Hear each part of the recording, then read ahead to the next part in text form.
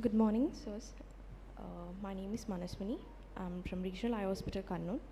Today my topic is on ophthalmomyiasis, a rare ocular manifestation with parasitic larva. Coming to the introduction, ophthalmomyiasis is uncommon but clinically significant parasitic infestation of the eye caused by fly larvae. The condition does not result from adult eyes. Eastersophis, this is the most common worldwide.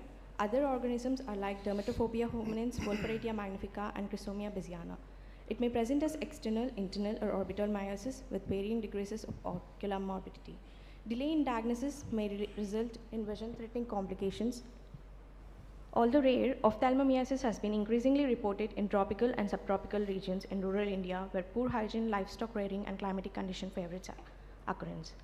Coming to my case description, in this case report, we present a rare clinical scenario of a patient with foreign body sensation, watering, and a red eye. This case emphasizes the importance of considering ophthalmomyiasis in patients with acute ocular irritation and redness.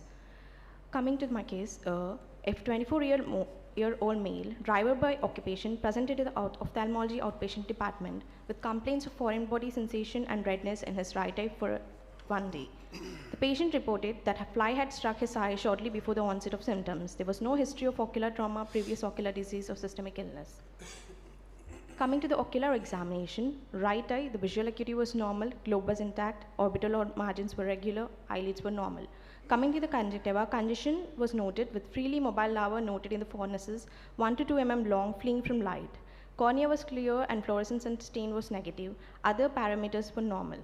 Coming to my left eye, all other parameters were normal, no significant abnormality detected.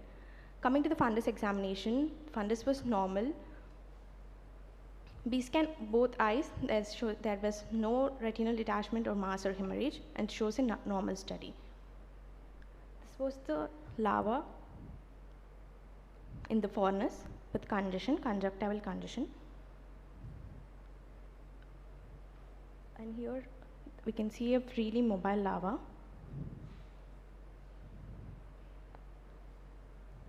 This is the freely mobile larva.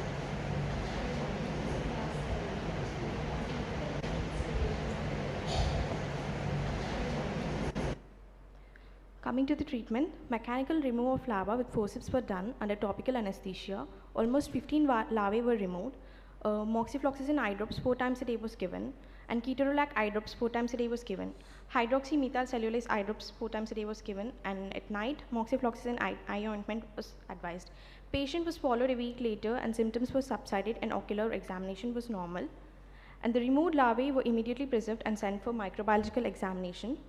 On detailed evaluation, the specimen was identified as larvae of Eastersophis, that is sheep nasal boatfly, therefore by confirming the diagnosis of external ophthalmomyiasis.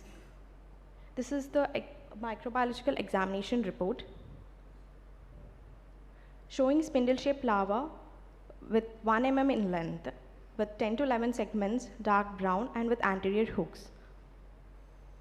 Coming to the discussion, external ophthalmomyiasis is most common caused by Eastersophis, the sheep nasal boatfly, which inadvertently deposits larva in the human conjunctiva.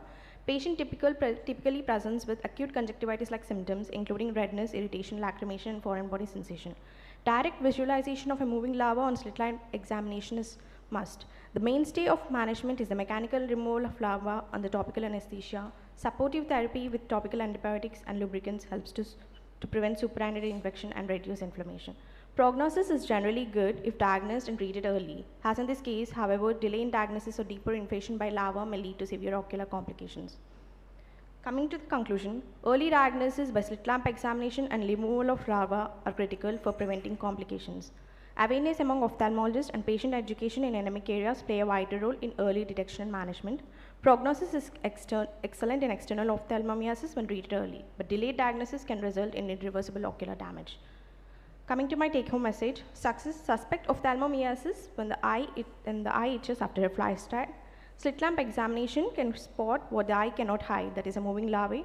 Early removal, that is safe vision.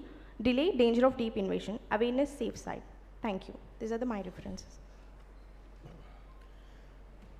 Does the larva remove in a live state or the dead state? In live state, sir. How do you ascertain the total removal of larva?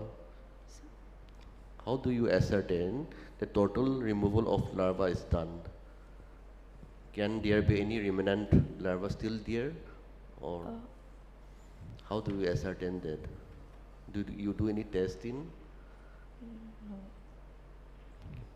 Not. Excuse me, sir. Can you please repeat the question? Can you please repeat the question, sir? My question is, how do you know that the larva you have removed totally? How do you?